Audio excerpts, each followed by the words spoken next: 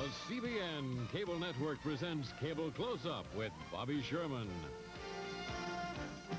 Well, now, Bob, you know that CBN's running Dobie Gillis. I'm sure you do. That's right. And I understand that when you started Dobie Gillis, that was the third acting job you had professionally. That's right. What were the first two? Now, let's see. I did one called Silent Service. It was about a submarine. And the second one I did was a movie with Jim Backus, no less. And Sal Mineo, it was like one of those kind of army pictures that was all singing. And I had a small part in that. And then from that, I did Dobie Gillis for 4 years. Dobie Gillis was a breakthrough in comic form, wasn't it? I think it was more of a satire burlesque than it was anything else. I mean, the mother and father were always screaming at the kid.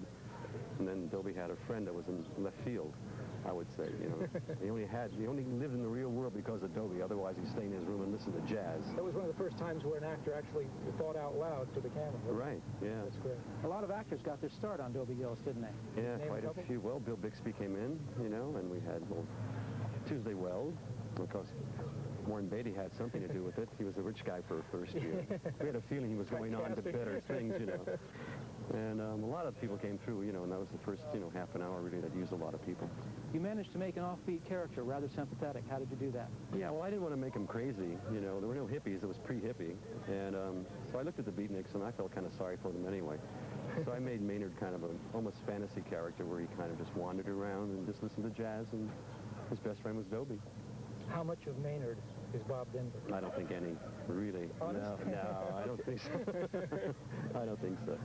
The show dealt a great deal with teenage problems. How similar were they with today's teenagers? I think they have the same ones. I don't think, we exaggerated the problems a lot, but... just a different lingo. Just a different, a little time and change reference to language, but I think it's the same thing goes on today. Now, what are you up to now? Well, I do a lot of stage. My wife's an actress, and we travel all over the country and do a lot of, theater and have a good time at it. Right.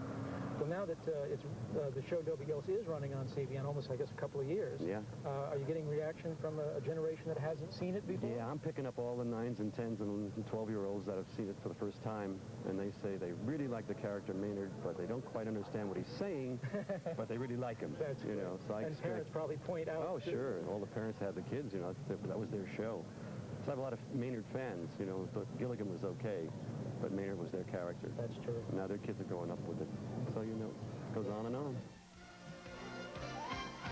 This has been Cable Close-Up with Bobby Sherman.